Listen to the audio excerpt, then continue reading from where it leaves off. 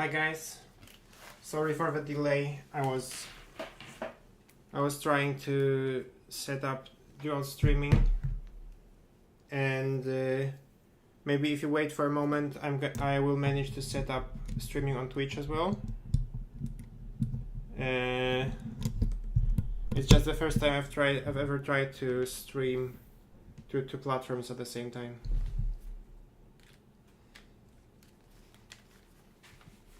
Test. Okay.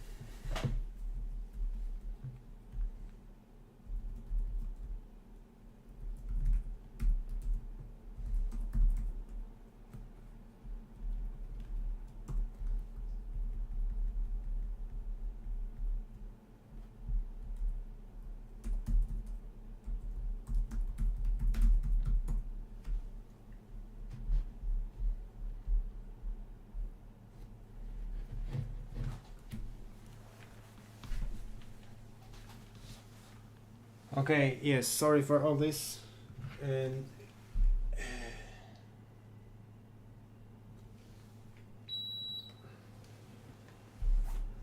tonight I'm going to be building on the project I started a few streams ago regarding coding an online store in Golang using sqlc, HTML, Postgres, and a few other tools. So if you weren't around when I started, the store more or less looks like this right now.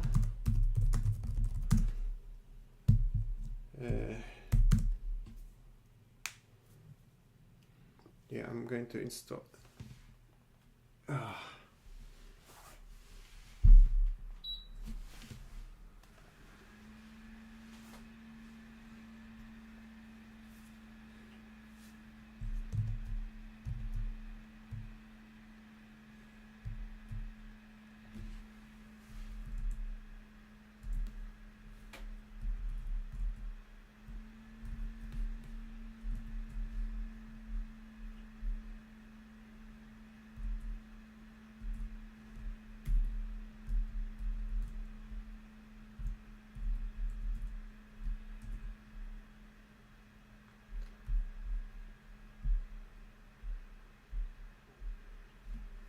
Yep, I have to install a few dependencies. I didn't have time for it before the stream. I was setting up everything else.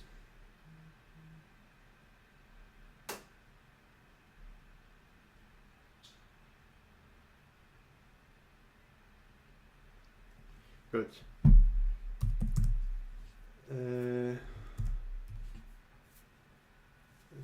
Okay, packages, no, cd assets, npm install -g pnpm and pnpm install sudo n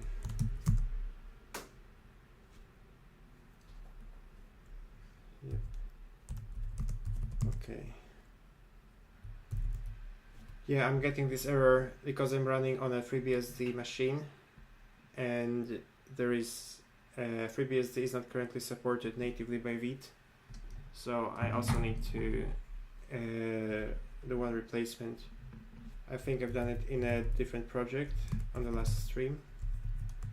Vite Golang stream, and that was in package.json. The package. And I need to replace this.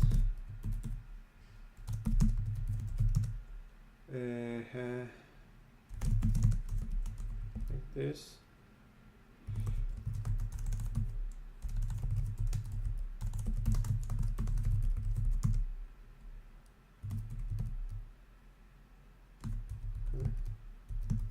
Okay.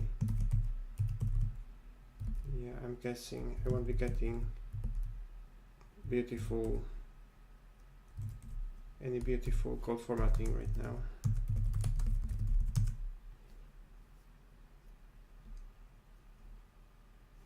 Good. And now environment variable database URL is not set. Okay. I'm going to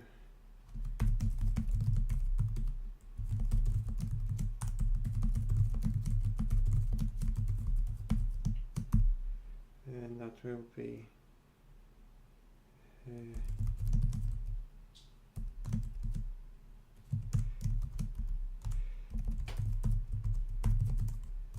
I'm going to quickly set some environment variables. Do I have the renv? Nope.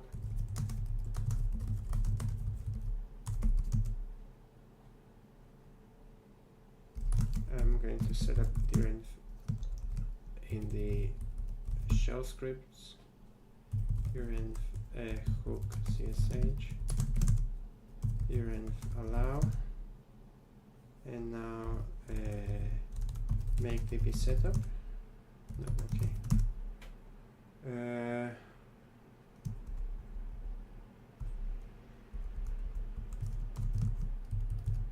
So db setup would be make db create and make db migrate. And I don't need the schema dump anymore. Great. Good. Each database is not set. Okay. Renv edit. Export pg database equals store dev. And I probably don't need this variable anymore, but let's see. Make db setup. Goose db string is not set. Okay, nvrc export goose db string equals database URL.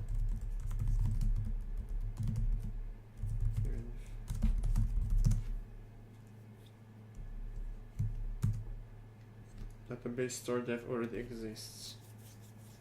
Okay, I'm probably also going to have to do other things. Gh repo clone comma.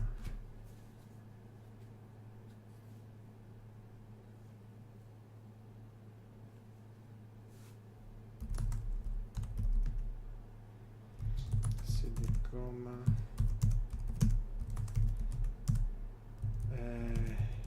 Yes.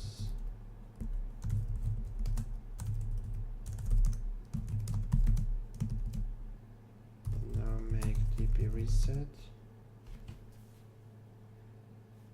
No migration files found. What do I have here? db. What's the migrations? Okay. Migrations directory.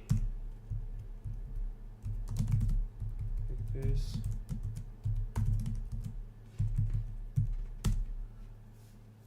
Failed to run SQL migration. Extension cx is not available. Let me try. Sudo pkg install PostgreSQL 16 contrib.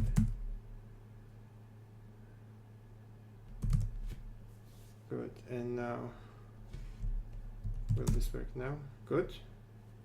Which means now I should have a working database. And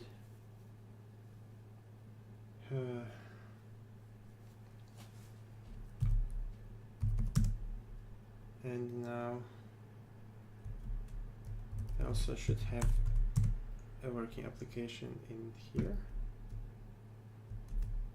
Okay, I'm not getting any any data because I haven't seeded the seeds.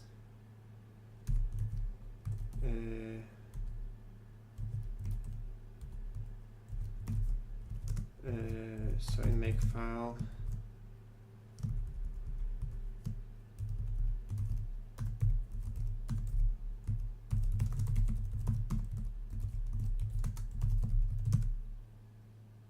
okay, and after seeding the database, I am now getting a list of products, which means the at least this part is working as expected. And now I'm also going to disable dark reader for this website. Okay, and I'm going to check if everything works. Font family should be serif. Okay. And there is a bug in Vite. At least on FreeBSD that causes the updates not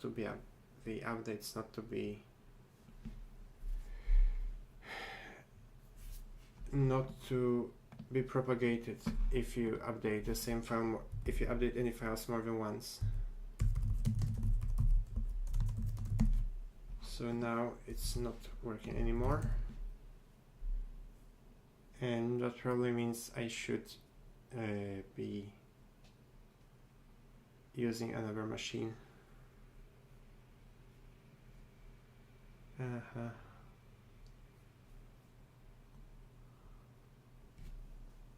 Or maybe I could just update this.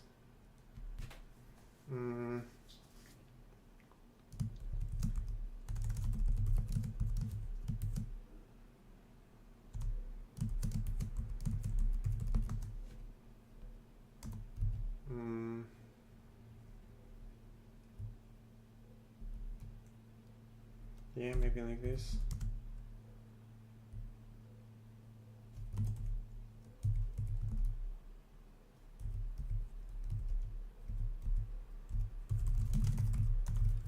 It's not the prettiest way, but it works.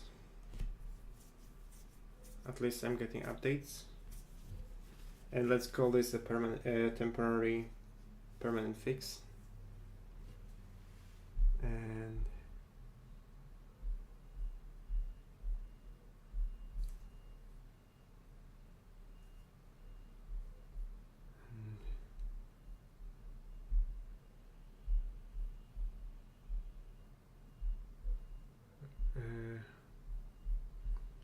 okay, I'm also trying to figure out why my stream on Twitch has not started, but I guess I'm just going to skip it for today.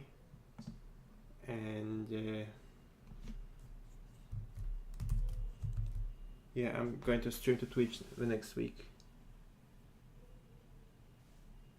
Okay. And hang on, I will go and get a laptop stand.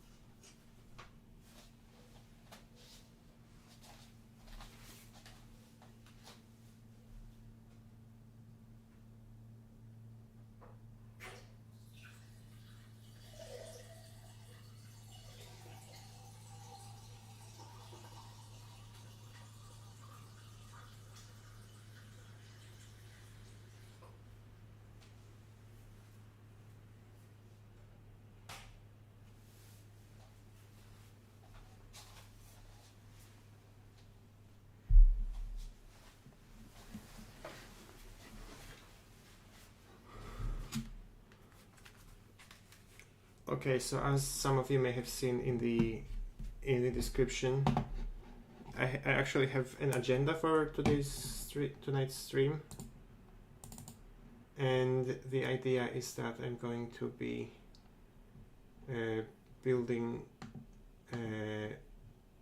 building this online store,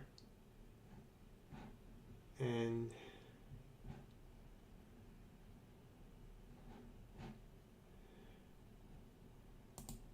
hang on, this.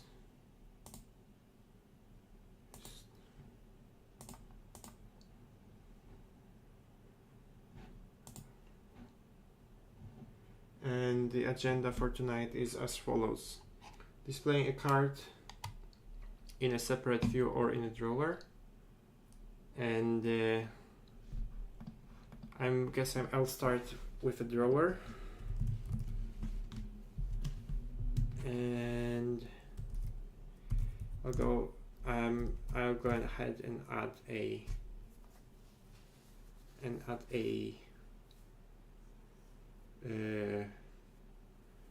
I'm going to go ahead and add a route in here,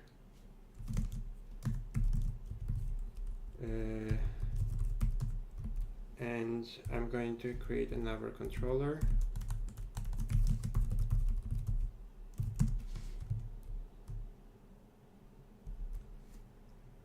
and product controller. So a package handler, type cart controller, and I'm going to add it here to encapsulate all the logic related to carts. And then I'm going to create to implement a constructor.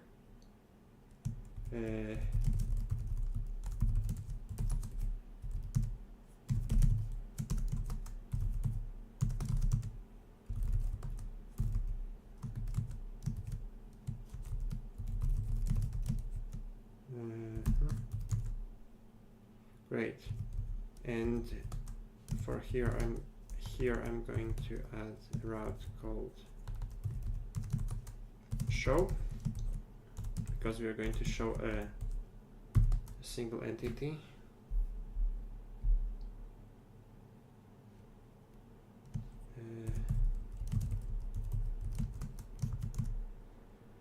Great, and I think last week. Okay. And I think last time we were working on this project, we have built some tables for this. Do I have queries? Oh, and also I'm going to have to implement a session. So for now, I'm just going to display a page. Do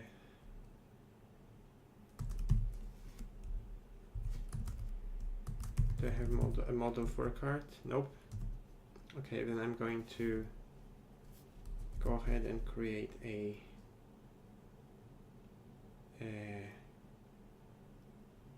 create some queries. Okay. Name get cart by ID 1. Select everything from carts where no, Fatten, I'm not going to apply microservices because there is absolutely no need to use microservices in 99% of projects. Do you have any specific reason why you would like to use microservices? Because from my experience, they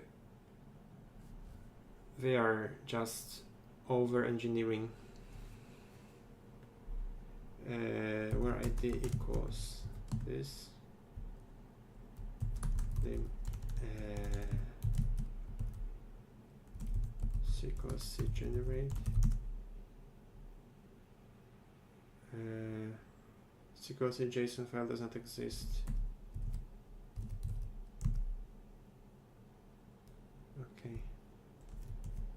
Make sqlc gen. Did I get? Okay, I did get a cart and cart items now. And I'm going to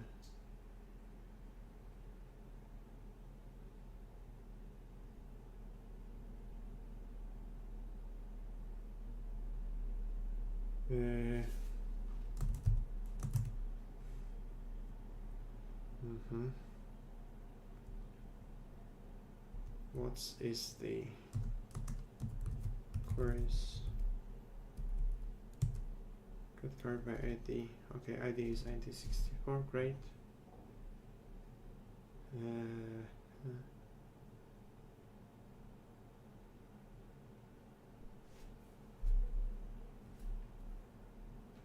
Yeah, actually, I wouldn't say microservices are a huge advancement.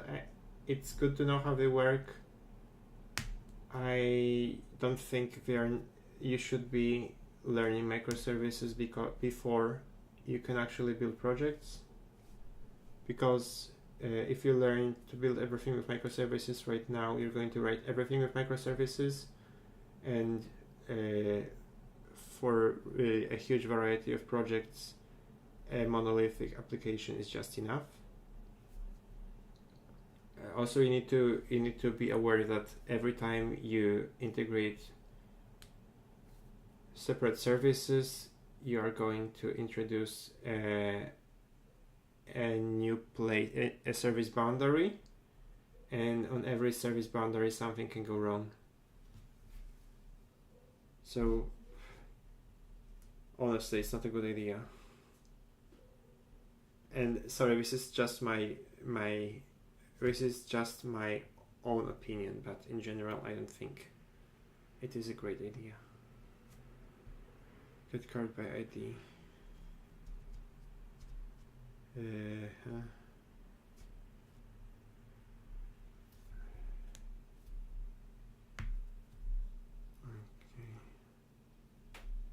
If you're so Faton, if you want to advance your knowledge, have you considered building a project and building a full stack application, and then see if you actually need microservices for anything? Also, deployment is a good thing to learn. If you can learn how to deploy an application on your own.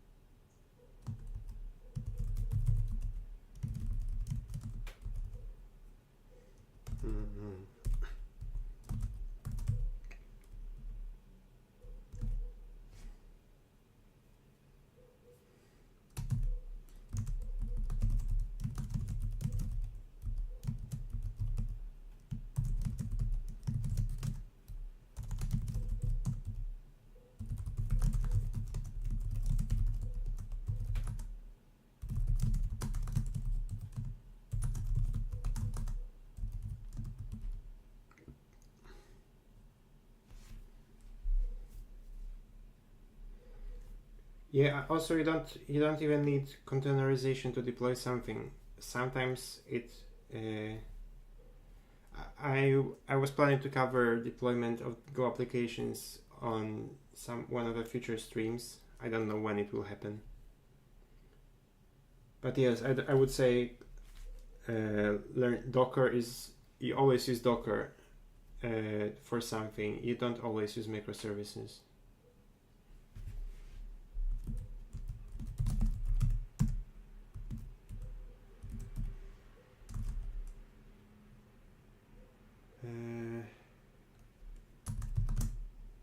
Okay.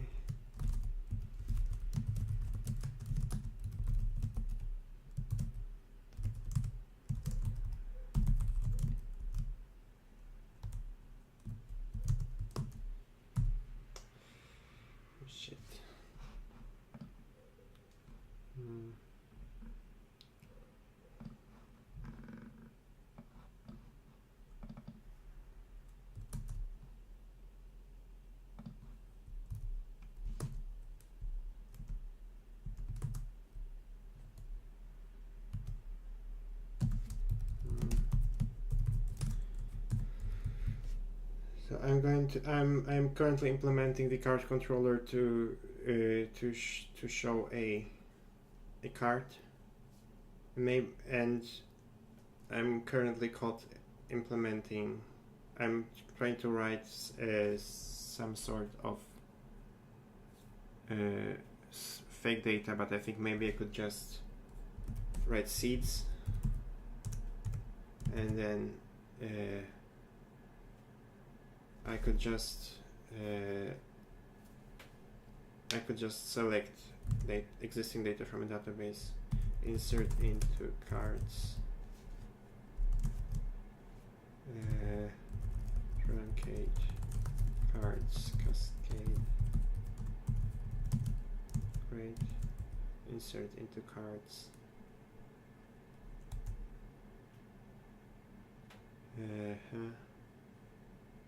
ID values 1, insert into cart items, cart ID.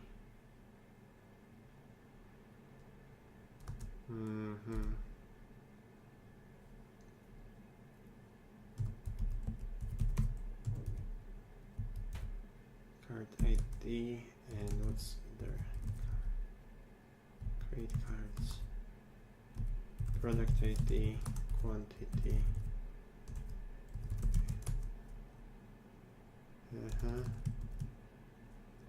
Select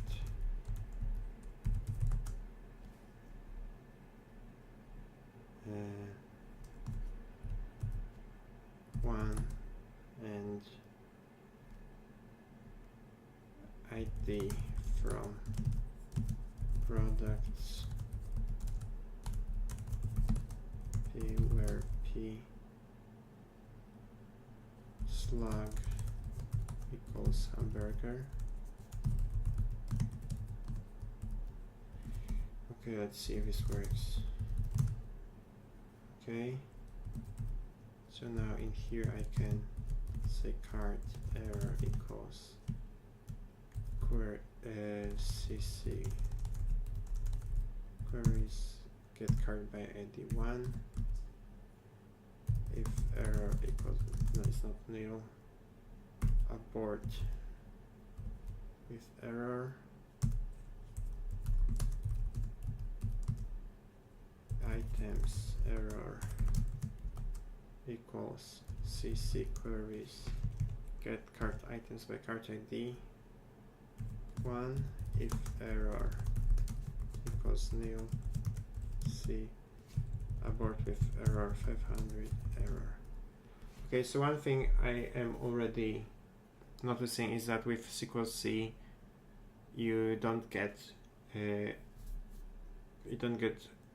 association preloading, which is something you get for free in all major ORMs like Active Record for Rails or Ecto, that is bundled with Phoenix. And yeah, so I'm guessing I'll just have to write a lot more code, which may be a good thing or maybe a bad thing. This remains to be seen. And I'm also going to create a new view, package templates temple cart, show cart maybe, and in here I'm just going to show the cart.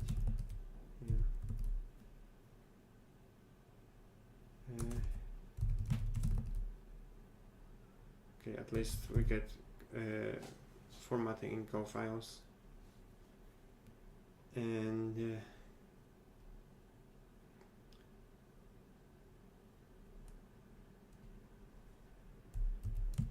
yeah, I'll just try to render all the items, queries,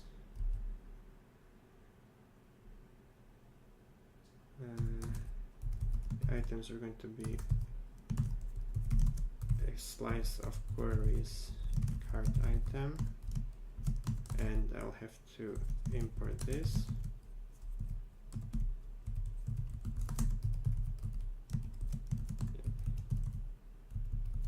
For ID item in the range of items,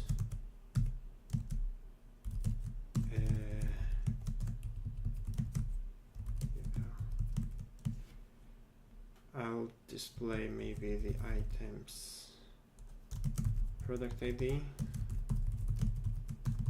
and the product ID is going to be an integer, so I'm going to have to convert it to a string.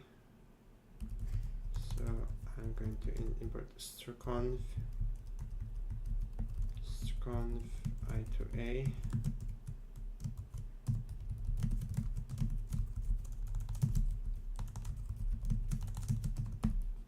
okay, cannot use, okay, cannot use item product ID as integer value, which means I'm going to have to dereference it and convert it to an int, okay. And I guess I'm not going to be using this cart itself, and templates and show cart items.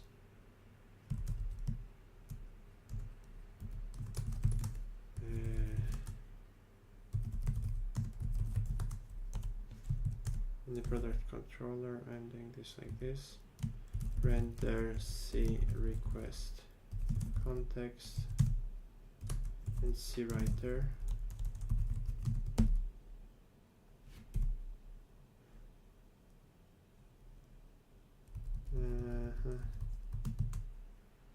Okay, the context is C request context.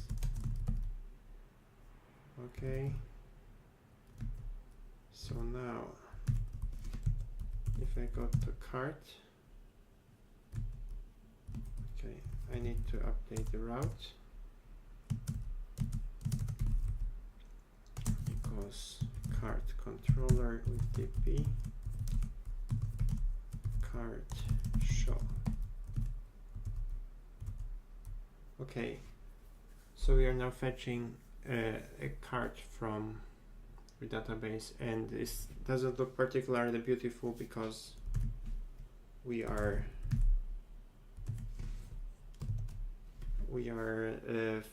fetching this with, we're only fetching the ID, so we also need the product. So in the queries, I'm going to have to write a prettier query. So it's going to be city, this from cart item city, and join products p on city product ID equals PID. So now make sqlc gen. If you want to scale this validation, okay, order by city ID. Column name does not exist.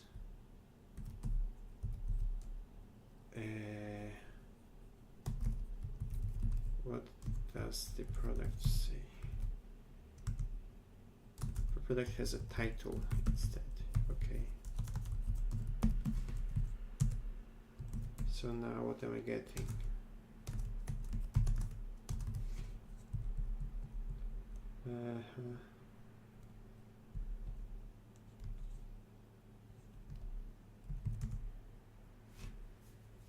Get cart items by ID. The cart ID row, okay.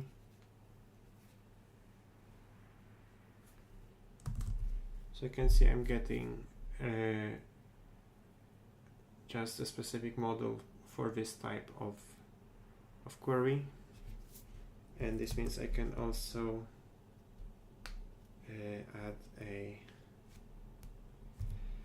p base price times ct quantity is going to be the subtotal. And let's see if I can get, okay, and I'm also getting a subtotal, but this should be a numeric decimal, that is this. Great, I'm also getting a numeric in there. And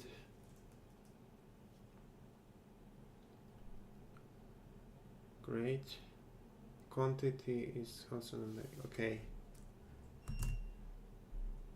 so now in the card controller I could maybe, in the show card view, I could just use this model like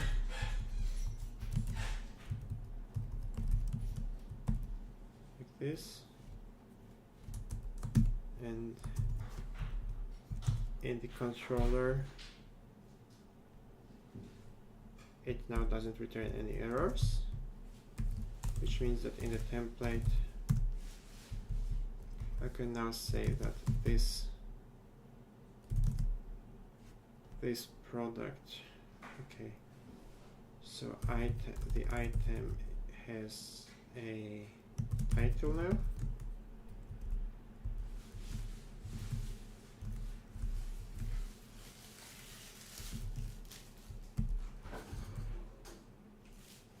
Okay, it doesn't compile. Okay, so we are getting a hamburger, and we can say that it is ordered. I think we had some sort of helpers, and I'm just going to add those helpers as a Go file. So package templates.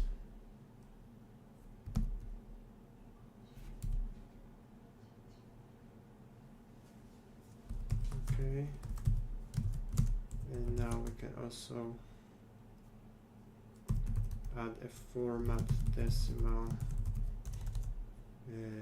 value of type PG type numeric string float error like above. Price, the value converted to a float 64 value. If error is not nil, we return an empty string. Otherwise, we return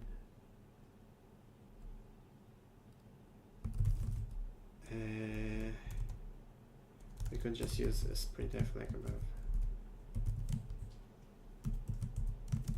And float this. And in here, I'm going to use this new helper to format the quantity.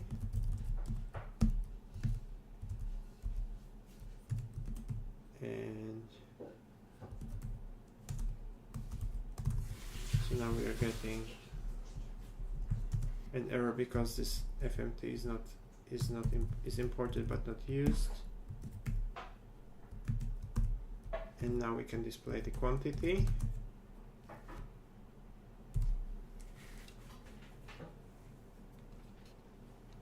And we can display the price. So that would be the base price. And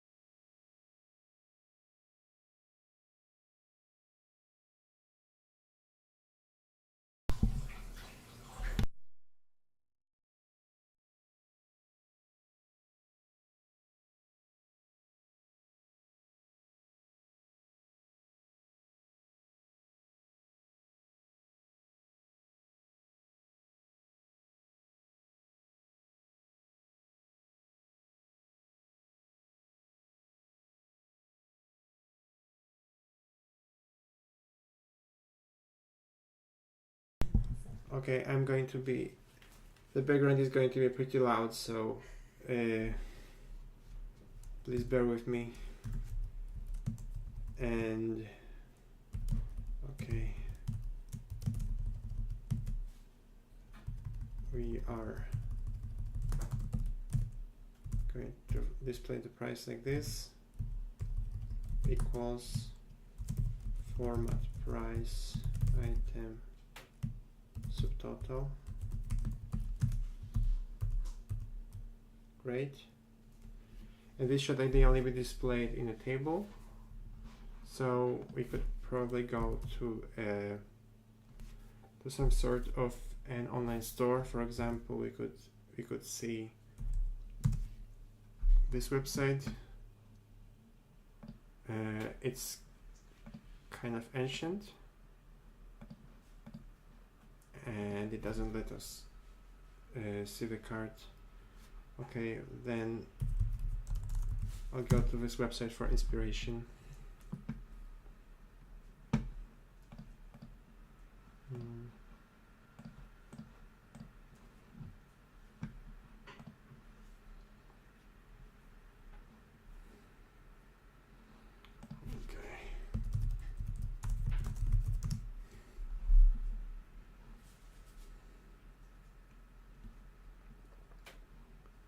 Okay, so this would be like a typical, quite a typical shopping cart, and this means that we would also need an image, which we currently don't have, and the quantity and the price and the ability to remove this item. So I'm going to quickly add a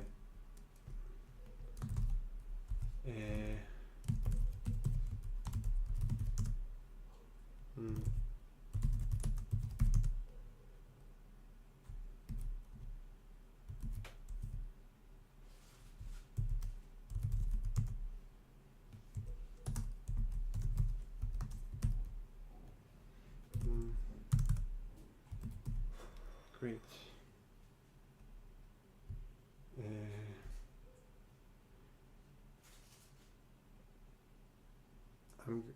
I'm going to quickly add a button in here.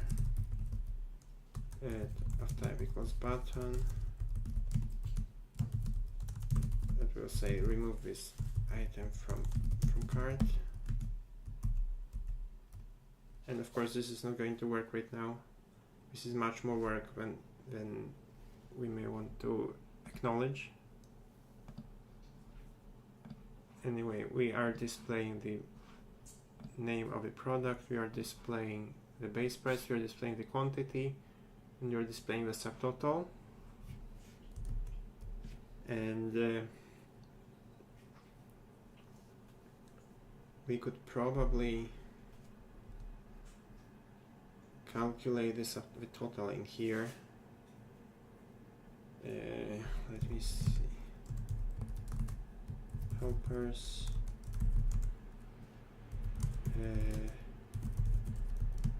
Grand total. Items.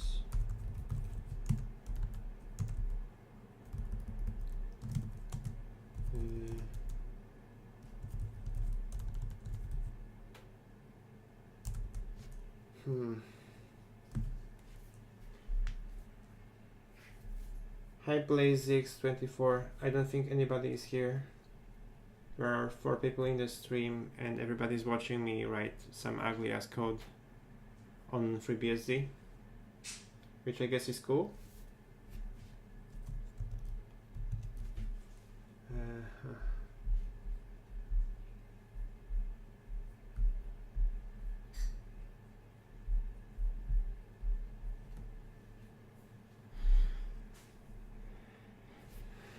Okay, let's see if I can manage to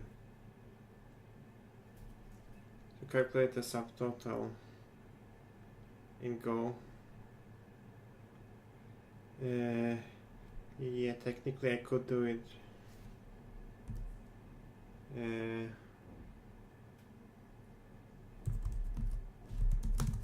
So we're going to be losing precision. So this should probably not be the way to go, but let's see. Var total load 64 for item in the range of items.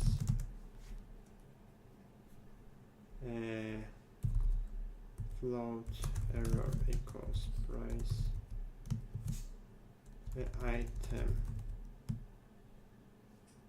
subtotal float 64 value, and if error is not nil, we just skip this item, and then a total plus equals float 64, return total. So now in here we can say the grand total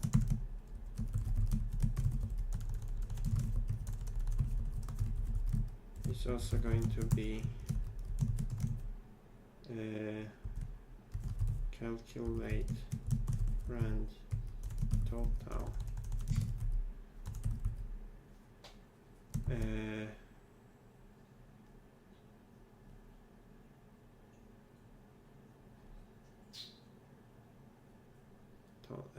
of the items, and it's not going to compile because this is a float. So I also need to conf, maybe like even simpler as printf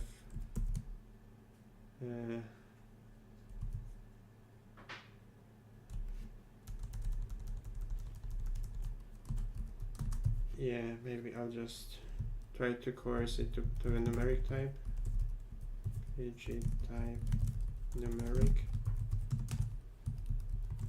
pg type numeric, and total add.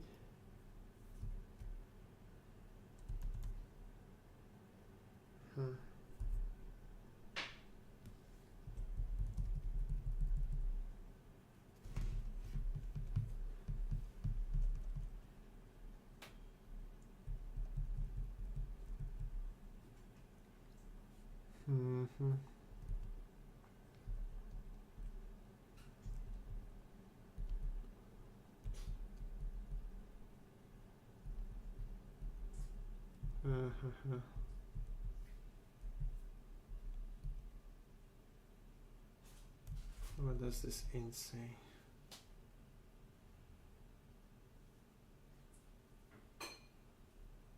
Yeah.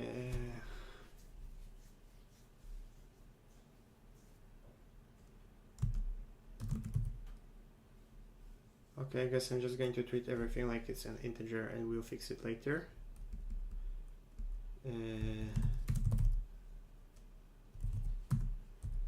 Or whatever.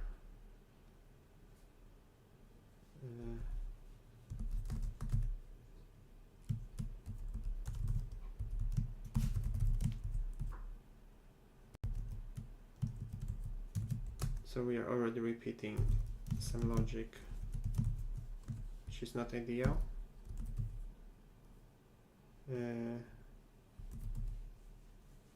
But does it compile?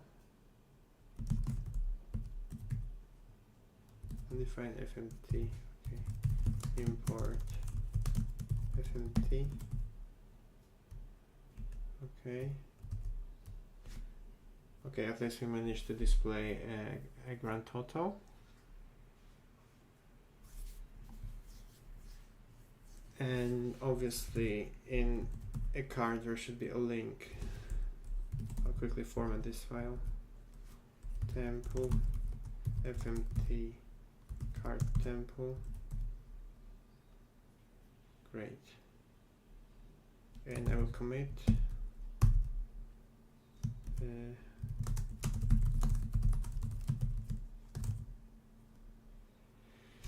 So now in the card view we should add some way to continue shopping. For now, it's just going to be a link to the homepage.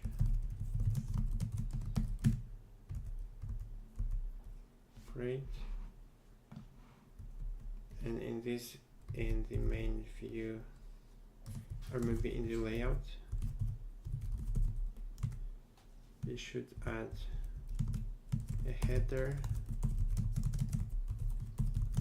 And in this header, we are going to say online store. This is going to be the heading, the page heading. And I'm also going to add a navbar on the right. It's going to say, it's going to have a link to the cart.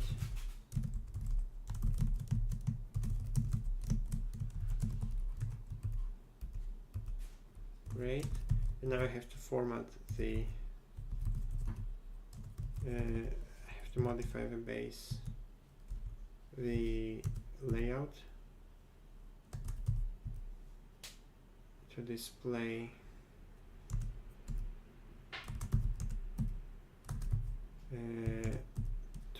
the header on two sides of the screen. So I guess for now I can just use a tag selector, display flex, justify content, space between. Great. Align item center.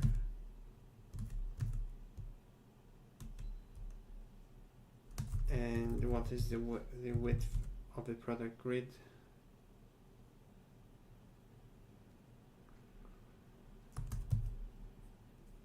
Okay, I'll just for now I'll just set the width of the page to something like 900 pixels and center it on the page.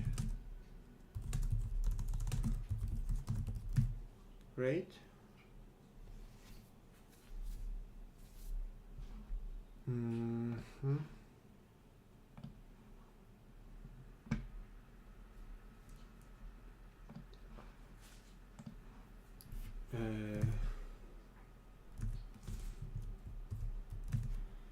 So it looks like we are not getting, okay, so in the cart template we should also use the root layout with the type of cart like this, and I'm going to format this file, and now we are also getting this the styling on the cart page. Great. And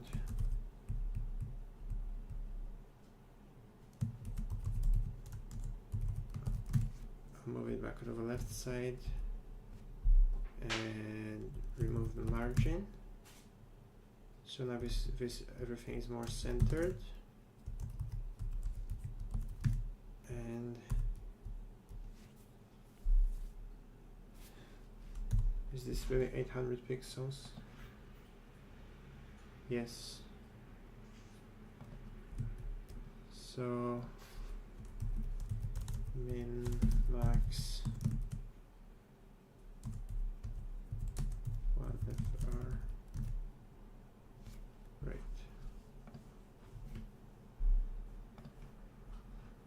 So now we have a grid of products and we have a cart, link to the cart in the heading. And we should try to think of a way to implement the cart. And my idea is that every time you want to add an item to the cart, you either fetch the existing cart, or if a cart does not exist, you create a new cart and save the ID of that cart in a session. And the session is going to be a sort of a signed cookie.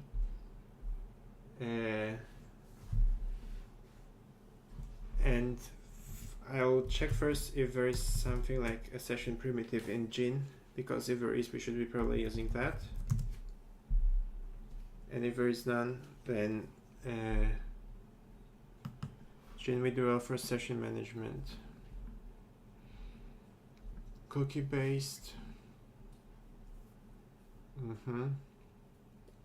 Yeah, this looks good.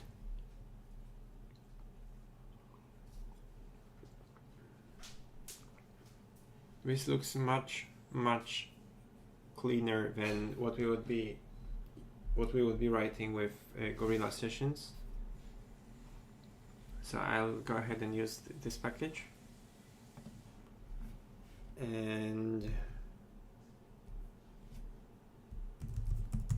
as you may remember, we have an envrc file, and I'm going to create a sample from it. An example envrc, and in here I'll have to create a signer for the cookies. So one way to generate a signer is to use OpenSSL, and OpenSSL has a random number generator that you can just use to generate a random number like this. And then I can use tr to remove the training new line and copy it to a clipboard. And then in the envrc example, I can say session signer base64 equals this, and this is the value we have just copied to the clipboard. And I'm also going to copy this sample to the local envrc and allow it. And in the main.go file, I'm going to create a new helper that's going to take a name of an environment variable, and we'll try to decode it as a base64 encoded binary. And first I'm going to get a string using musket-env, because this part of the logic is the same. And then binary error and error equals base64. The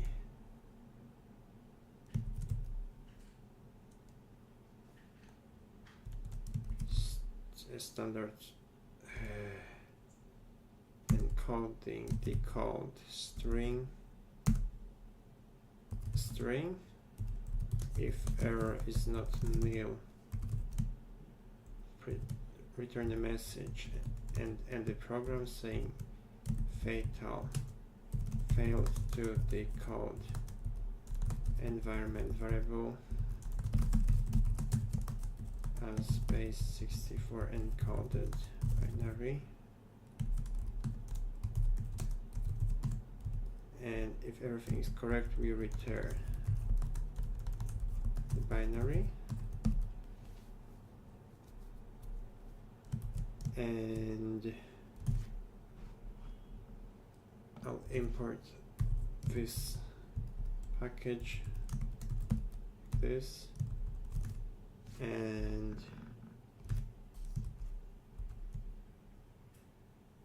hello.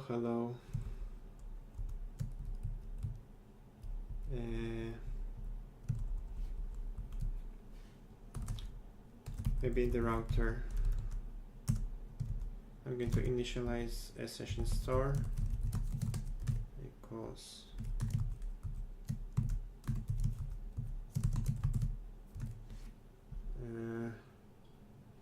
cookie new store, and the secret is going to be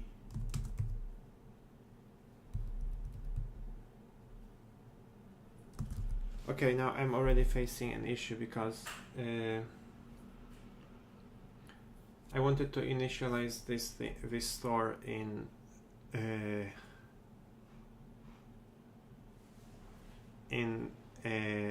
the router module, but the router is in a different package than this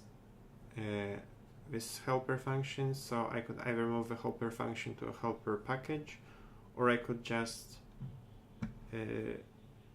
change the declaration of the router to also require a session store. Oh, no, sorry. What's happening?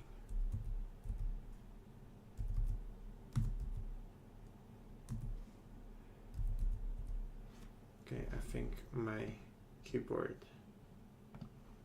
is using the wrong layout. So just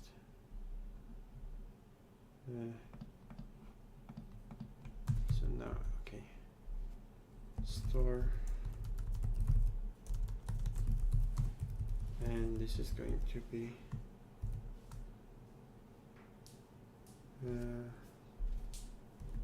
hello.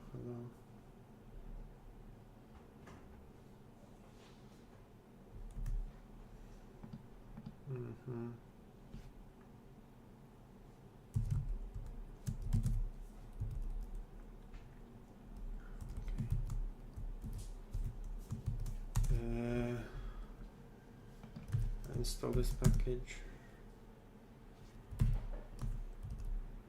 and for now I'll just save it.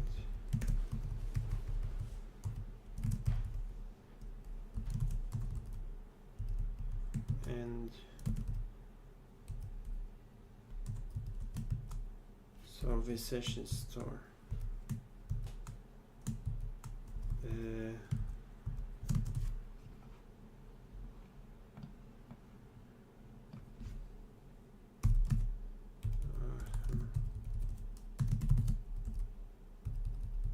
so the store is going to be a cookie store, and this session is going to be the gene handler function.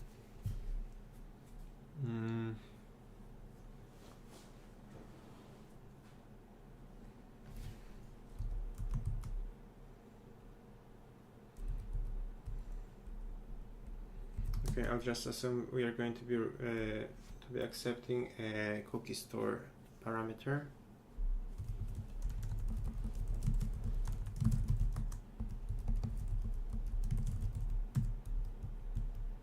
And in here,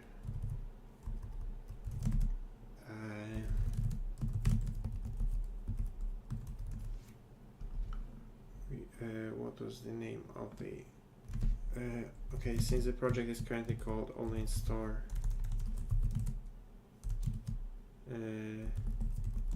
I'll use this name for a cookie.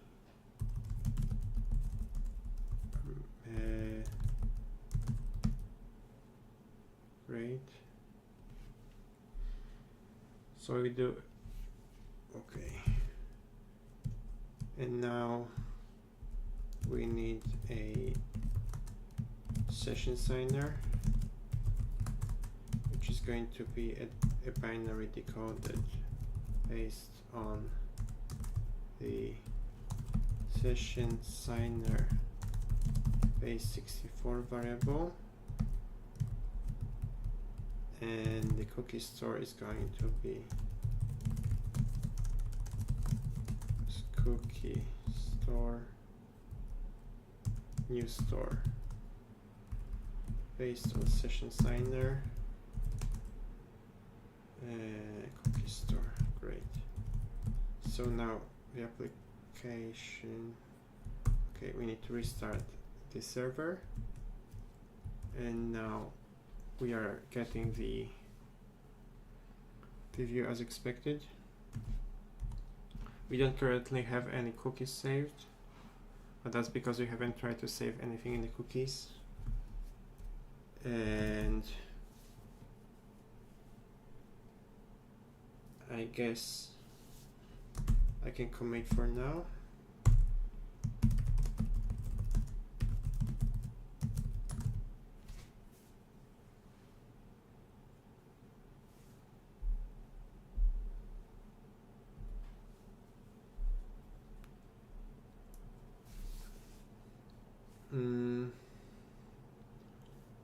Okay, and now we could implement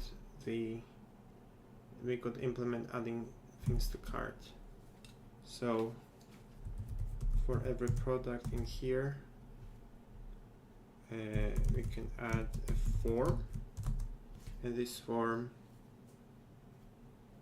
is going to be pointing to action cart, add to cart. This is a temporary route. I don't think I can think of a, or maybe cart items, that would be more like RESTful. And now the method is going to be post, and there is going to be a hidden input, and the value is going to be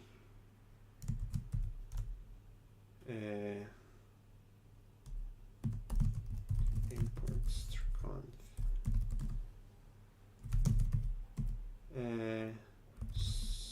strconf I to a, which is a function to convert an integer to a string, and product ID, like this, and at the button type equals submit class add to cart.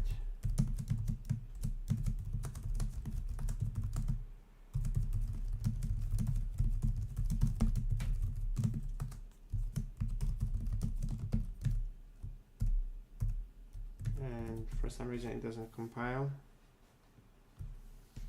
Okay, can't use product ID as integer, so I need to convert this to an int.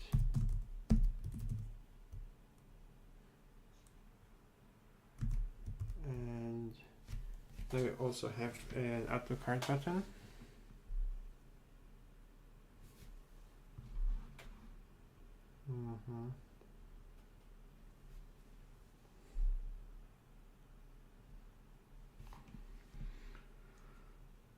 I think I may have already implemented this in one of the previous streams, but I didn't get to the point of actually adding to cart.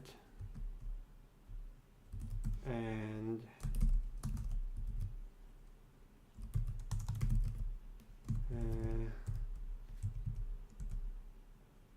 okay, hang on, I think I really have already implemented something similar in the previous stream. I'm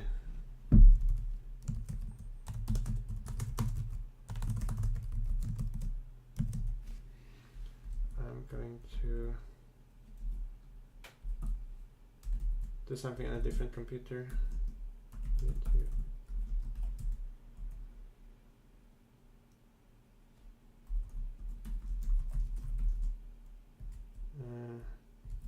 Okay, I thought I did it on the ThinkPad, but I did it on another computer that is not even currently turned on. I think I just forgot to push after one of the previous streams, so we are going to have to write it from scratch. And I think there is what I did last week was I found a library with colors from Tailwind that exported as an SCSS color palette, and we can use it in here. I'm going to add this library.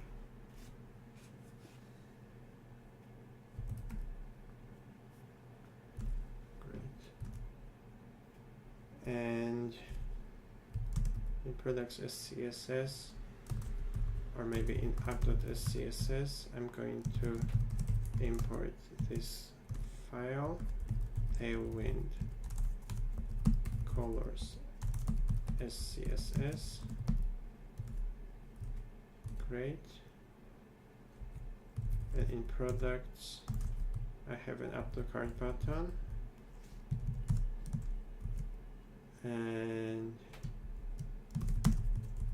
I'm going to style this button quickly. So, no border,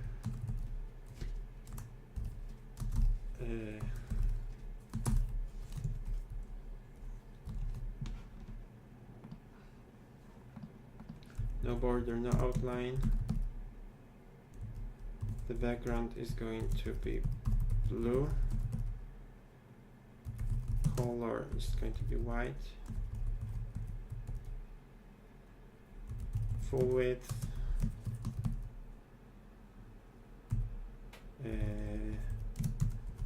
40 pixels in height. Font size inherited.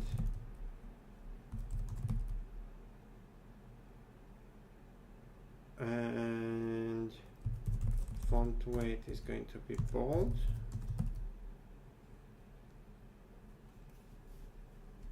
And maybe a border radius of 5 pixels, maybe 3 pixels.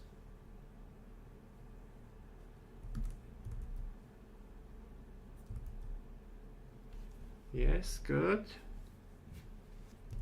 And now in the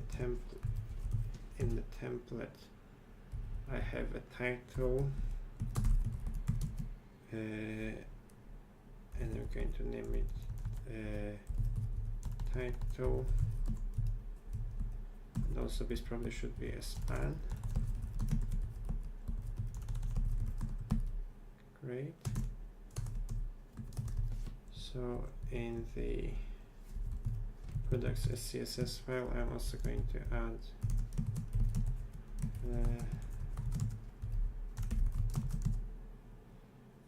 title and price are going to be block elements.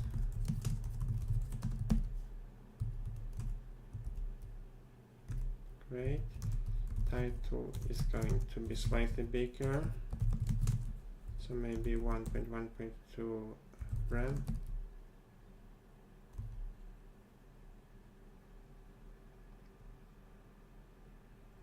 And margin half of an M, or maybe even a quarter of an M. And the price I think I can do it in a different way.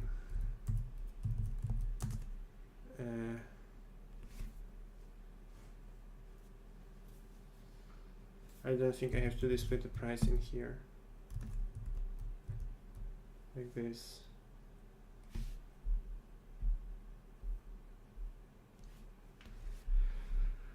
Okay, so now if I try to actually press this button, we would get a 404 because we have not implemented this route in the terminal, in the router. So I'm going to stop a new controller action. I'm going to call it add to cart.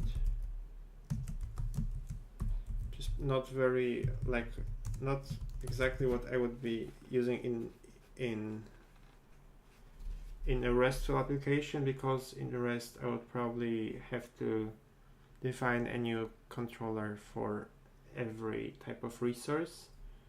But since we don't have any generators, it would be very tedious and wouldn't really add anything to the clarity of the code base. So instead I'm going to just first I'm going to see if we have a cart. So I'll first go and see how to use this sessions thing. So what does this session.get return? Cart ID equals C session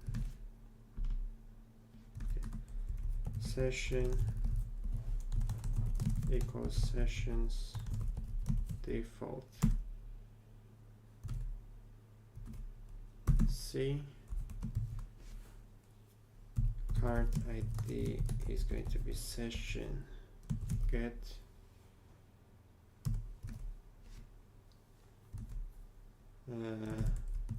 cart ID as a string, and I can assume that there may be no cart, and this is going to be an integer 64. If there is no cart ID, I'm going to have to create a cart and save the ID in this session like this. This is kind of pseudocode right now because we don't have the logic to create cards yet.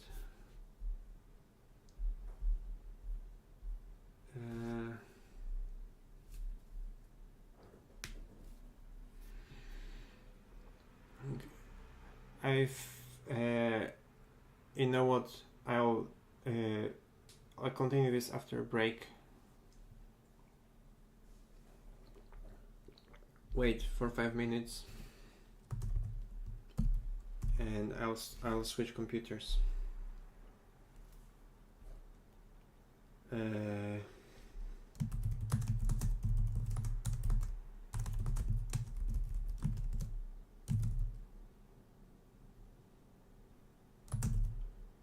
I was trying to work on FreeBSD, but I think it was a bit too optimistic. The tooling is not perfect for now, and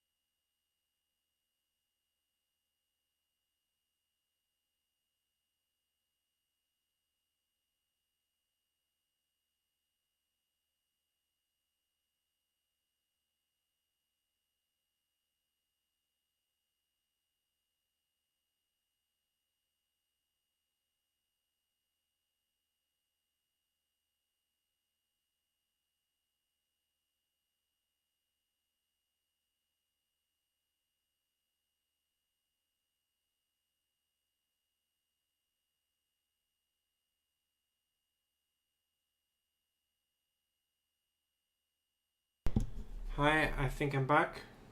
I just switched from a mini PC running FreeBSD to my regular working laptop, which is the ThinkPad. So I'm going to have to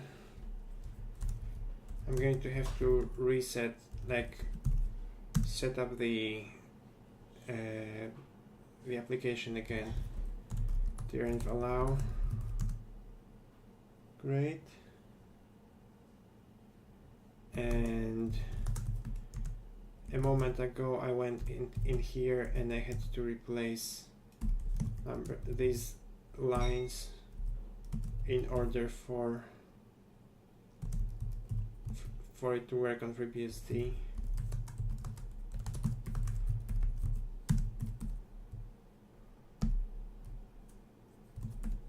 And npm install.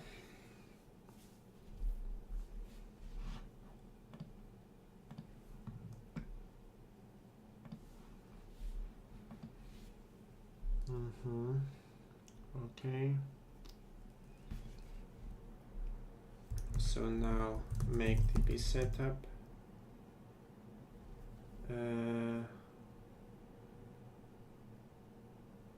Okay. Now can I try to start it? Maybe.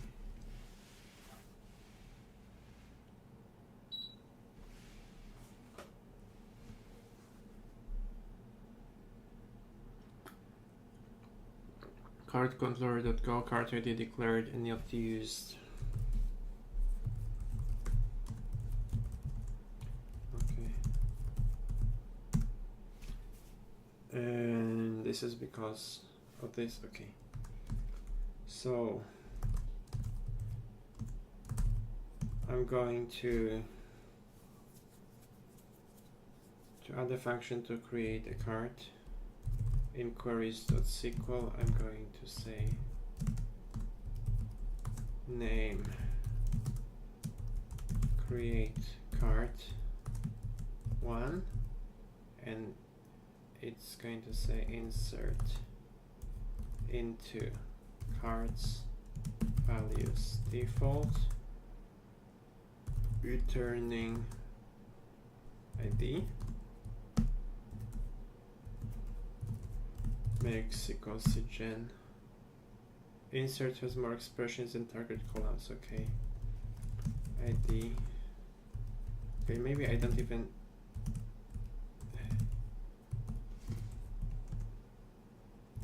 Okay, I need to add at least one column. Like this.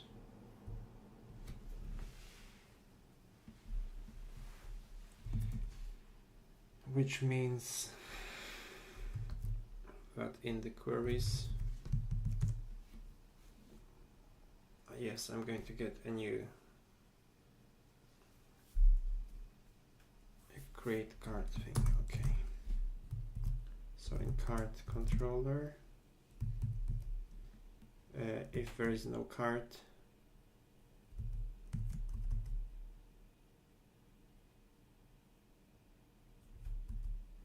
okay, maybe like this.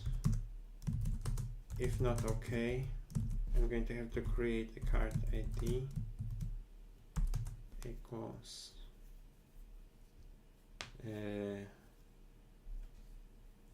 cc queries create card. If error is not nil, c abort with error 500 error, return, and in here also return.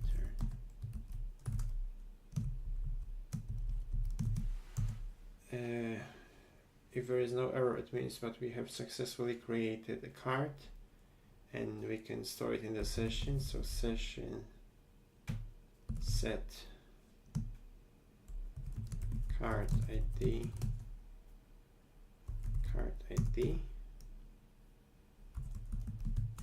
Okay, session save. Great.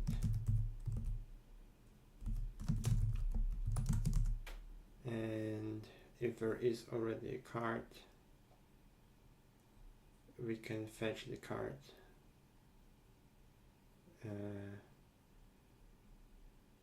Okay. We don't really need the card. I think we can just, okay, we can fetch the card to make sure it exists, but we probably don't need to.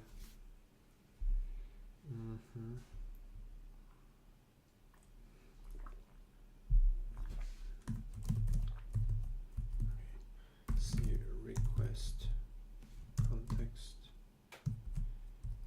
get card by ID, see request context, card ID.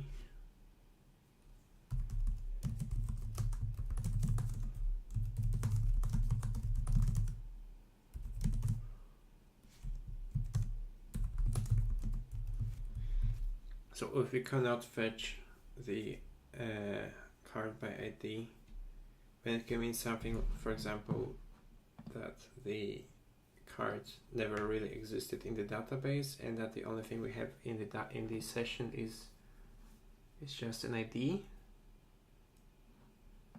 and that obviously wouldn't be ideal, but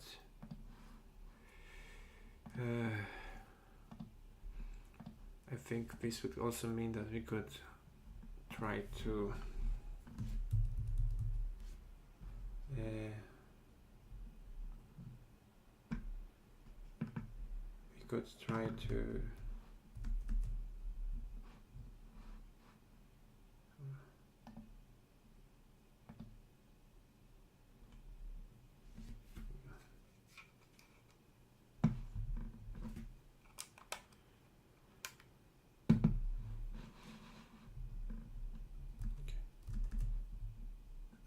if we cannot fetch the card from the database, we could probably just try to clean the session,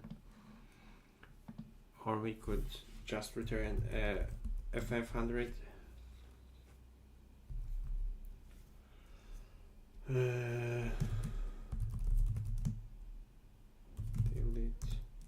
card ID session save. I'm not entirely sure if this is going to work, but we could try. And then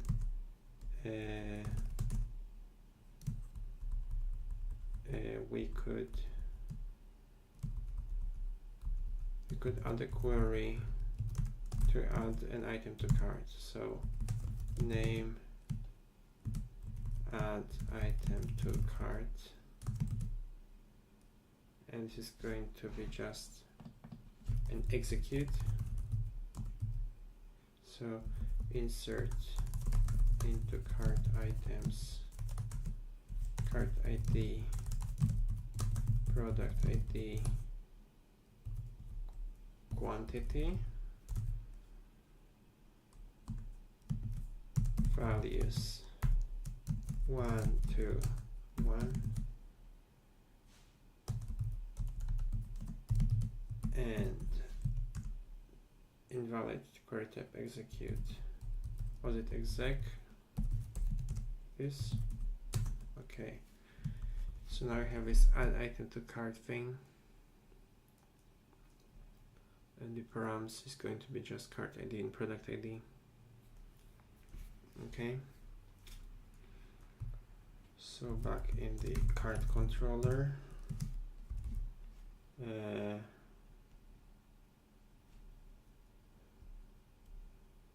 great.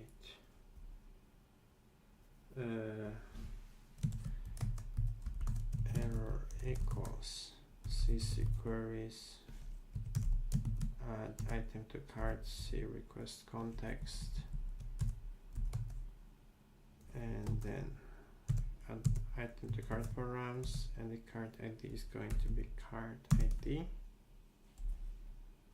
and the product ID is going to be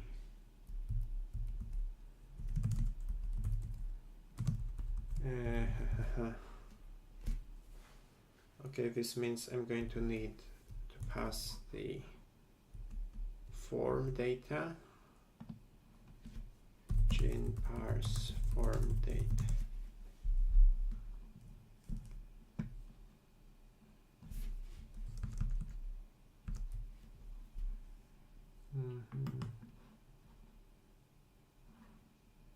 Post form. Okay, I think we're just going to get the C. Okay, product ID equals C request. Do I have to parse form?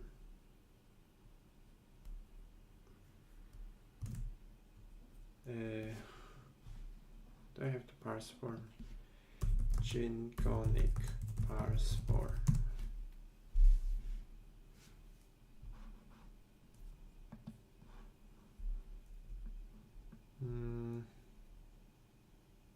Yeah, okay.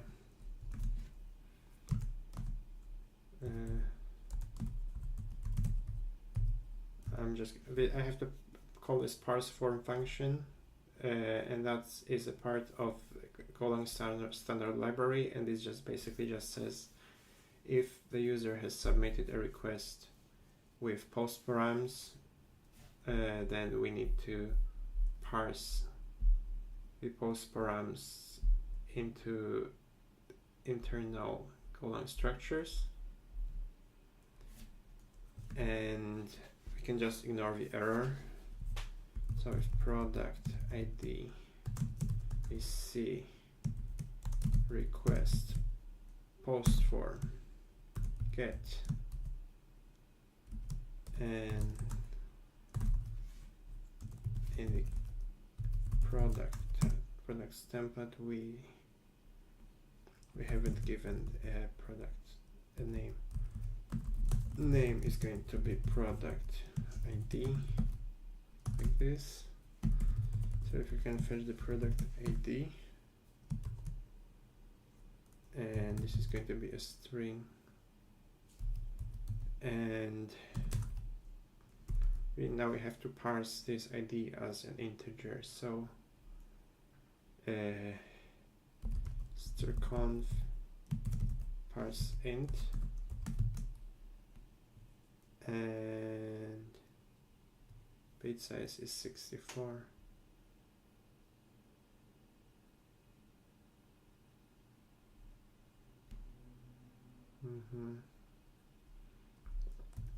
So the string you're going to parse is the product ID, which is a string. The base is of 10, and we want a 64-bit integer, and this is going to be return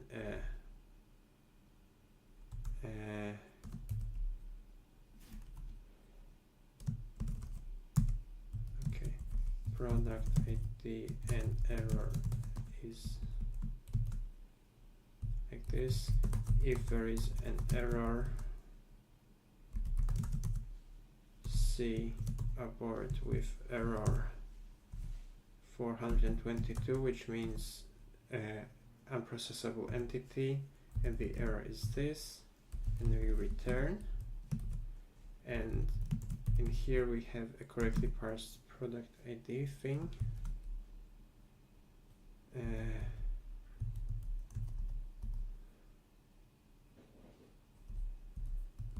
Okay.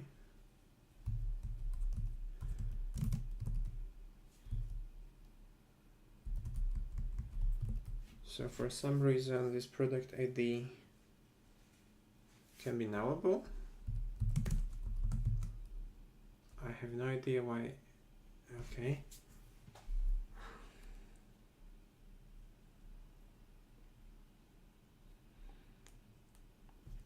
Okay, whatever. I just assume if error is not nil, then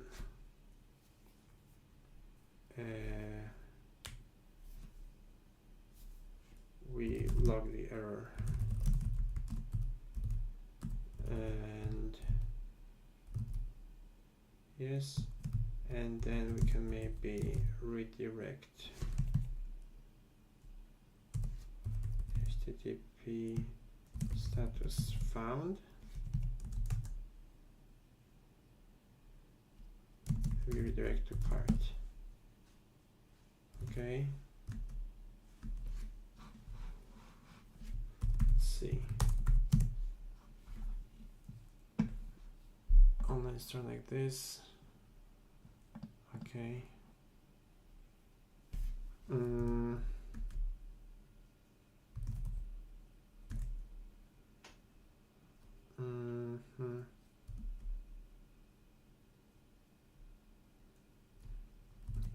Okay, so currently in this show card we are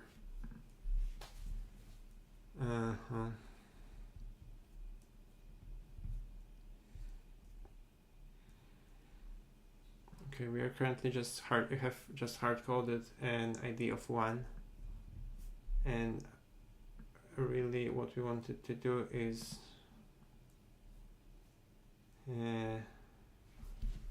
okay, so we're going to fetch the session. We're going to do something very similar to what we have in add to cart. So session is session's default from the context, cart ID, okay, if cart ID and okay equals session dot get cart ID as in 64 if it's okay,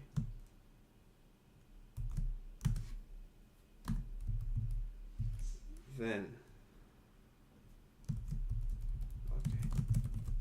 I will create a variable in here var items, which is a slice of queries get cart items by cart ID row, then the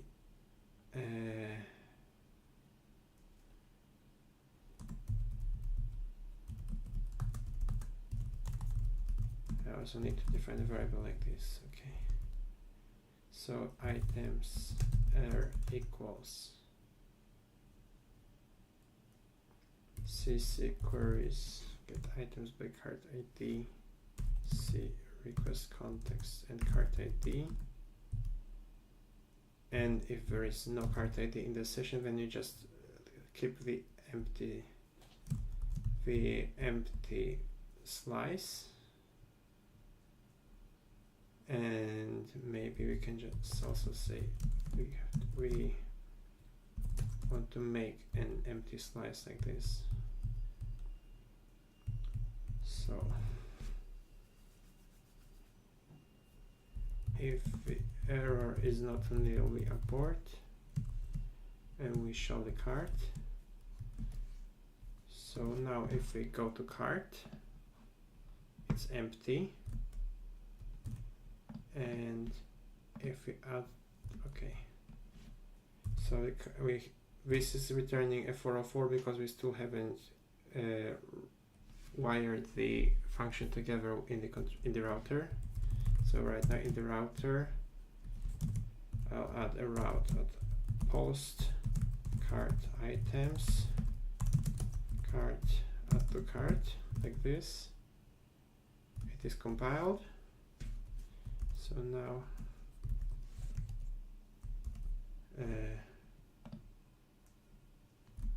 what happened? Duplicate key value violates unique constraint cart's p key.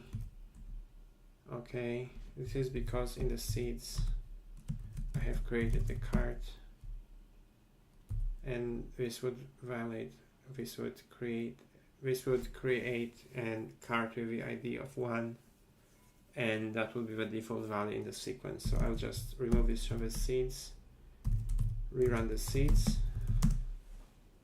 Okay, so now if I resend it, I'm still not getting anything. Did you get any cookies?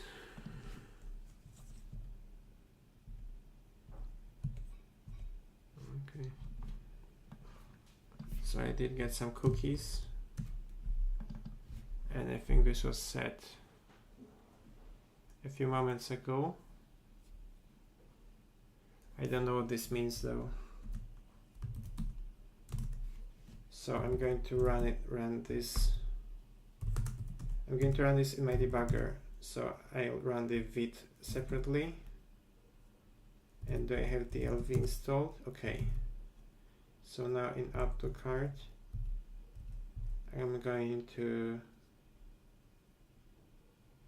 set a breakpoint in here. I'm going to run the debugger.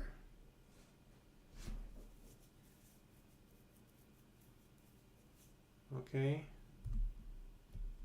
And what was the... Okay. I think I set it in the wrong place. I set it in add to cart. And what I actually wanted to see was set it in here. I run it, and now in here I can see the session. Okay, so in the session, what do I have in the session? P cart ID is 2. Next, P error. There is no error. P items. Okay, there are no items. Why are there no items? Is this because I never created any items, or why? Table cart items. Okay, there are no items in the database. Let me see what happens in there. And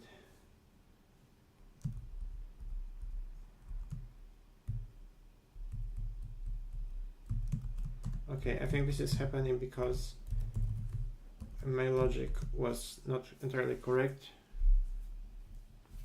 So I implemented this cart creation in such a way that I would only create a cart if there is no cart in the session, but if there was no cart in the session, then this else would be also not be covering this part. So no item was added to cart if there was no cart in the first place. So I'm going to restart the server, reload this page and continue shopping. And in here I'm going to add, okay, see, I just added this chart salmon to cart. When I refresh it, it's still in here. I can now add those shrimp noodles and they are in the cart. And when I see the table, it shows that we have those items that we have just added. Great. I'm going to quickly commit.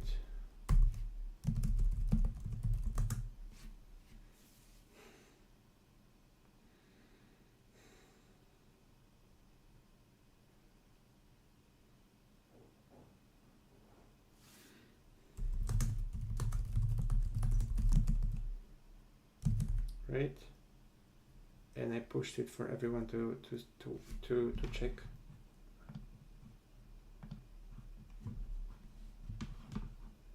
Great. So now we already have the logic to add to cart, and we are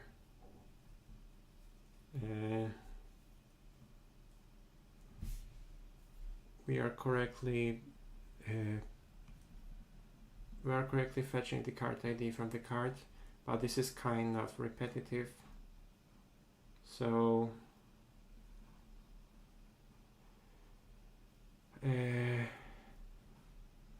guess we could kind of refactor it.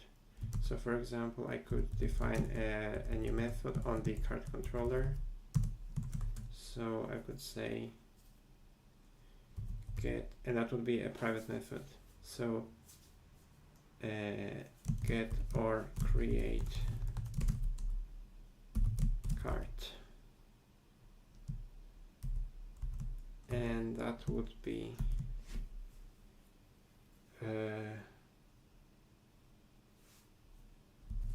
returning cart ID and an error,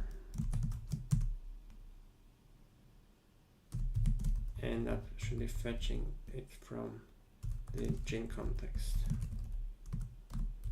Okay, so the first thing I would do is I would fetch the cart ID from the session, and okay, I could do it like this. If the cart ID is in the session,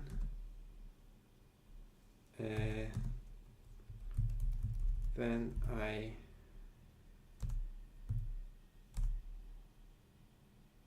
fetch the cart.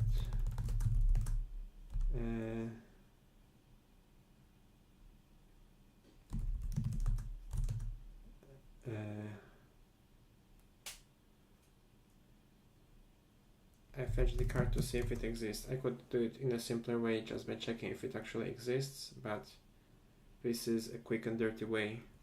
So cc queries get cart by ID in the context of the request, and with the cart ID, if error is nil, return 0 and error, otherwise return the cart ID and no error. And if this line of execution is actually reaches this place, this means that the cart does not exist. It's not saved in the session. So you can create a new cart, and if error is not nil, oh, you know what? No, we have to create it so we can store it.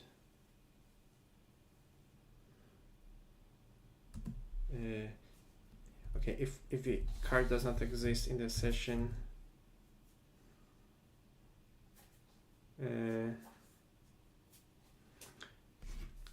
okay, I can also see a new possibility. So currently, if a cart ID exists in the session, but there is no cart corresponding to this cart ID in the database, for example, because the cart was very old and has been removed from the database, then we would still have a cart ID in the session, in the cookies, but maybe we cannot use this anymore. So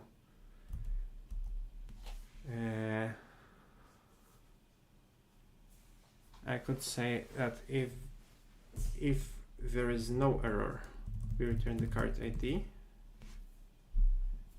and if anything else fails, we need to create a new cart. So instead of resetting the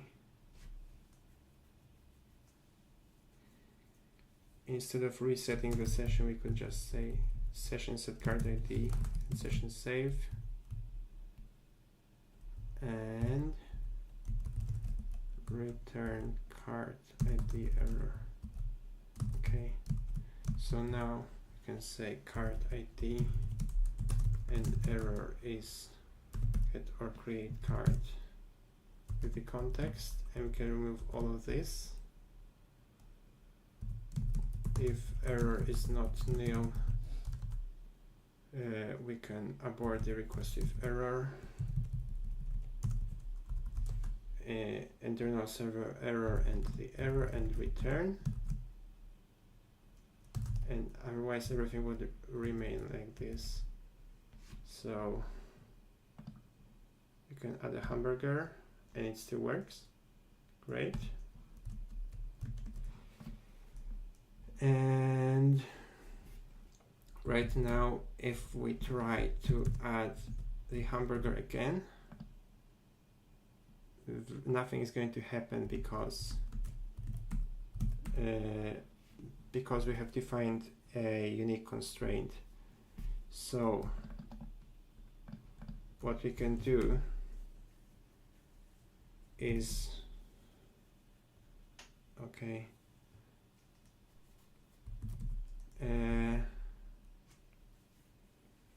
I'm going to set a breakpoint in here. I'm going to restart the Vite server in the background, and I'm going to run the debugger. And now I go shopping, and when I try to add to cart,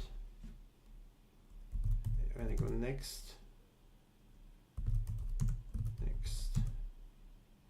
okay, what is the error right now? Okay, print the error, and you can see that the error code is 23505 and 23505 in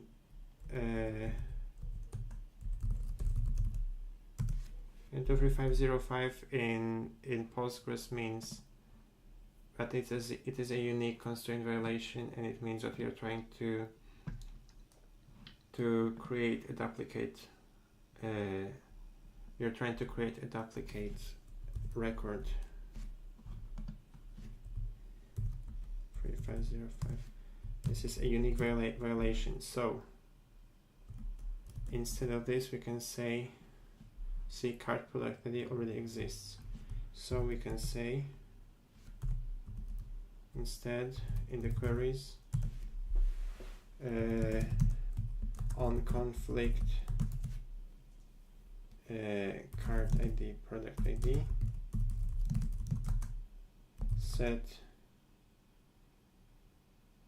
quantity equals quantity plus 1, like this. Make sqlc gen do it like this. Okay, I need to check the syntax for upserts in sql. PostgreSQL upsert.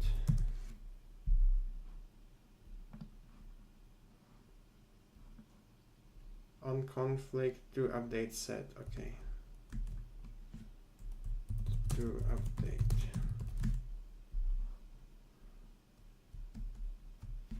Okay. So when I restart the server,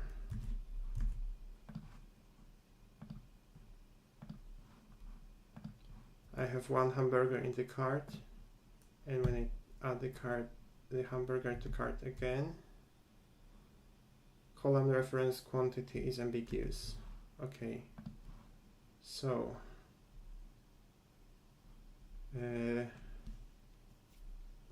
new values or reference the values you attempted to insert using the excluded keyword.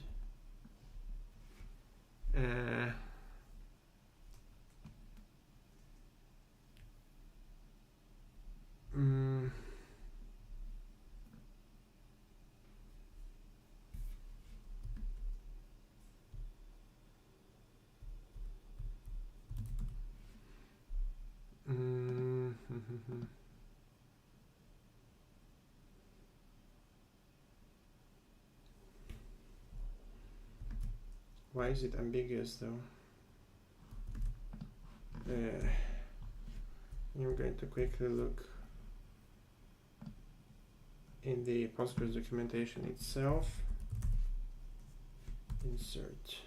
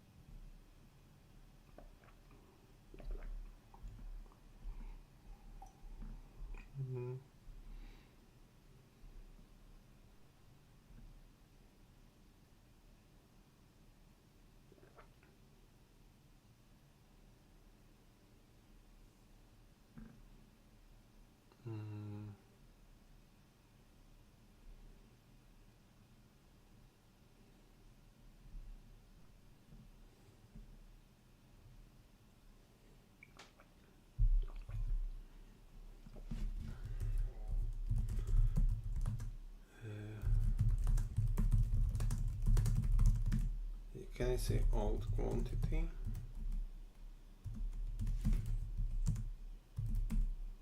Let me see. Go shopping and add a hamburger. Missing clause, entry for table old, okay.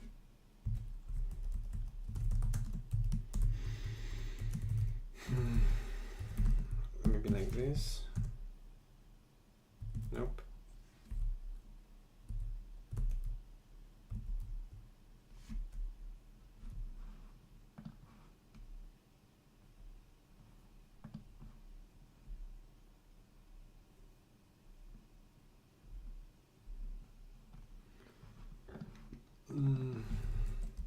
I'm trying to just increment the value when I'm resolving the unique constraint violation.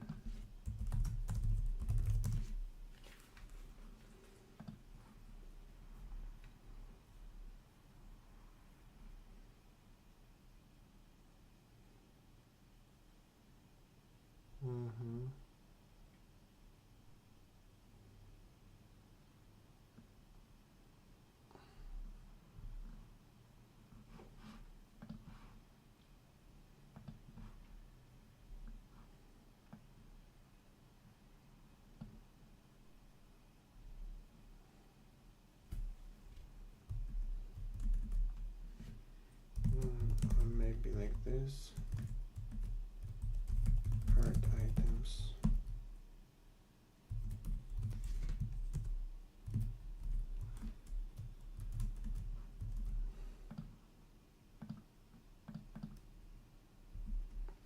Okay, so the solution was to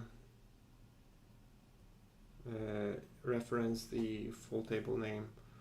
So right now, when you try to add the same item to cart twice, it's just going to increment this number. So I can add this as many times as I want, and it doesn't throw an error, and it just adds a new item correctly.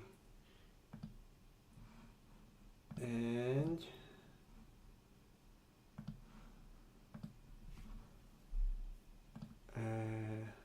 okay, I think this is already pretty good. I'm going to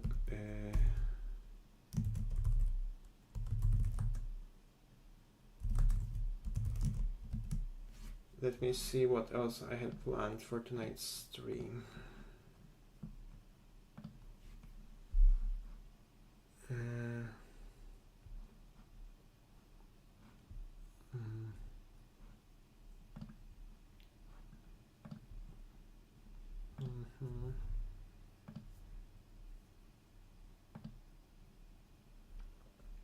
Okay, I also mentioned importing products from CSV. Does everybody want to see that? Do you know what I'm referring to?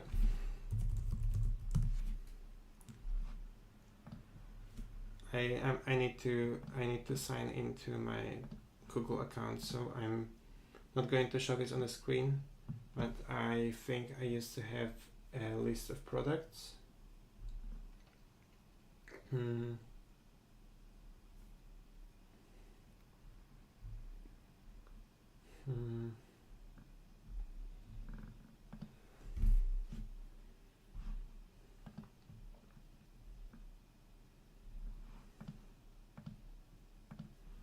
Sheets. Okay. So you may see on the screen, this is an actual list of products I got last year or the year before that.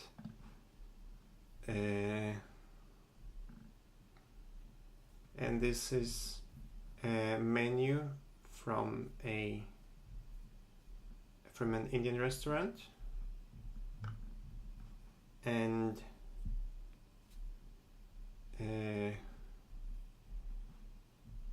the restaurant I think went bankrupt pretty soon after this product took off, but I still have this document and I can use it to import some products into the database.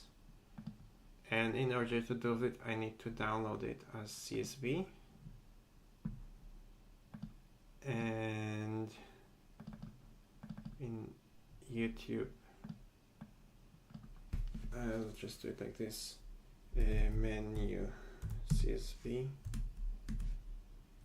And if we open this file in text editor right now, we can see it works pretty fine. And if let's analyze the table structure first. We have the title of the product in Polish and one in English, and there is always a Polish title. There is not always an English title. There is a description in Polish, and most of the time there is also a description in English, but there are also products without any descriptions or without the Polish description. So we can assume that the English title can be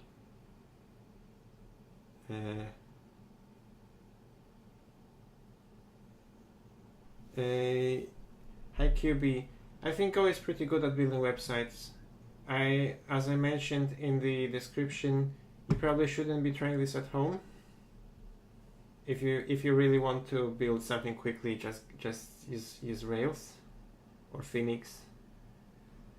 And if you want to learn how web applications work, I think Go is a pretty good choice. Also, it's this is still pretty simple. I would say the logic in the card controller is actually pretty easy. It all pretty much makes sense, so I don't think it's a bad fit.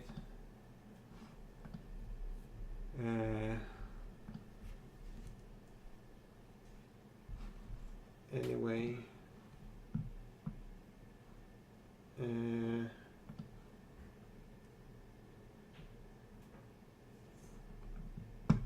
let me see.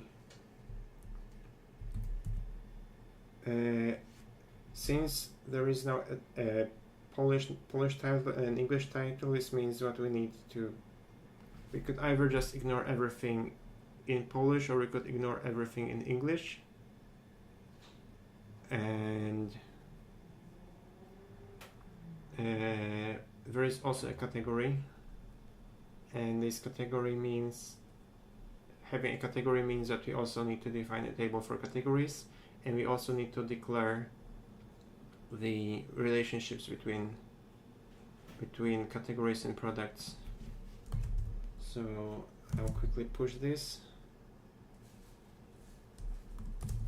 and in the products,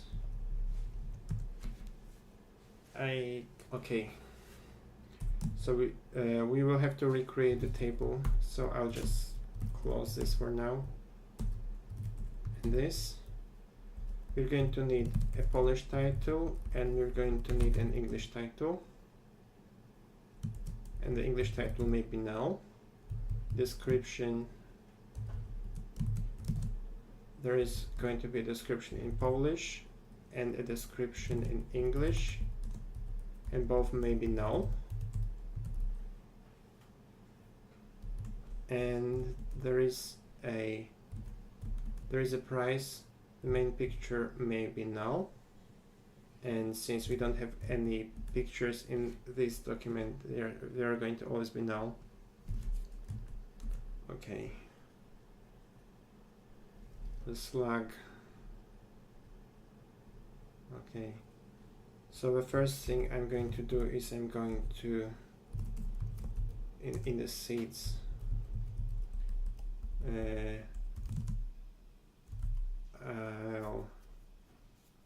make this the English title and the Polish title and the English description, or a Polish description for now.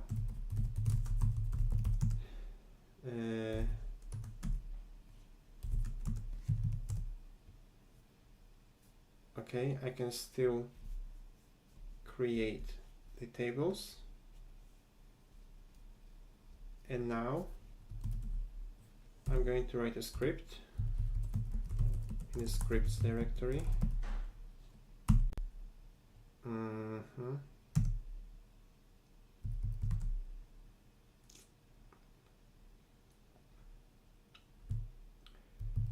And when I write scripts, I usually like to start with a date. So tonight is the 6th of July, 9th of July.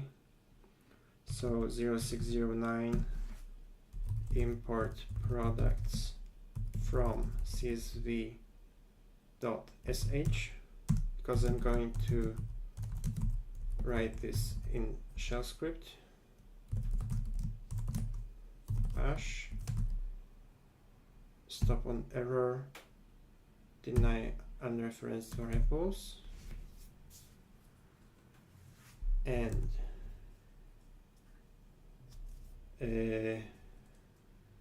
let's see, PSQL database URL and the read from the standard output, and let's see if we can get 2 + 2 displayed. I'm going to set this file as an executable, so in scripts I mark this as executable, and we do get an output from the database. Great.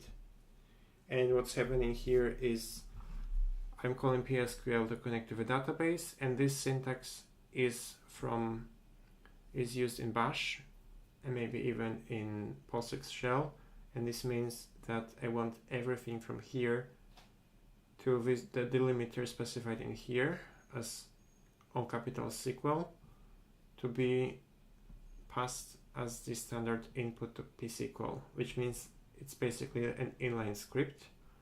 And I'm going to use it because when we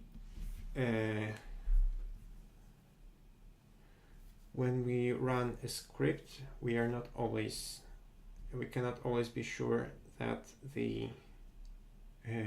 where the file is going to be. So sometimes it just makes more sense to write it dynamically, and we cannot do it dynamically in plain Postgres scripts, so we have to use shell. Anyway,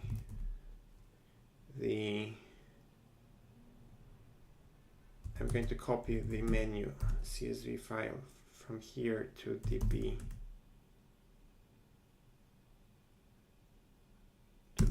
okay.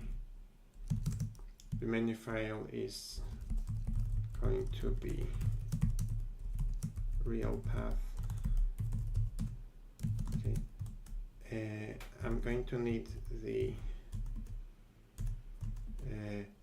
bash get route path of script.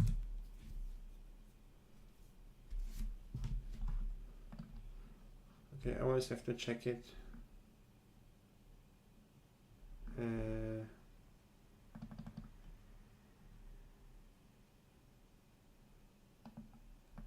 Okay.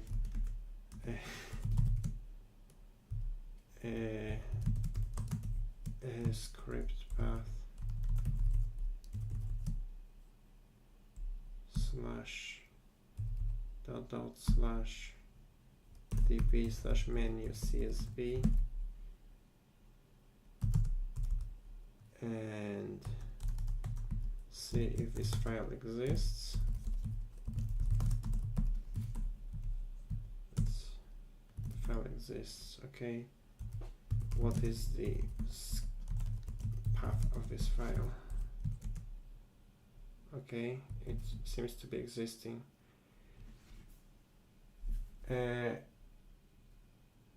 Guys, do you think writing shell scripts is boring? Honestly, writing shell scripts is like 50% of any of my jobs.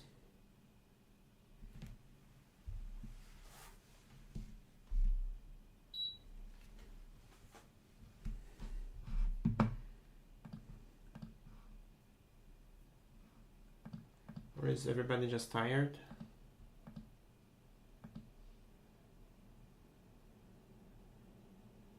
Yeah, I guess it's late enough that we could call it a day. And in the next stream, I'll just start from here and I'll import these products.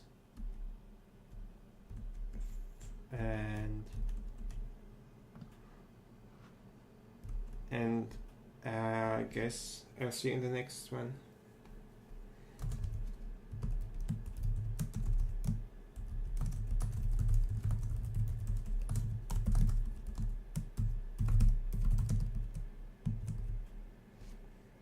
So goodbye. And see you.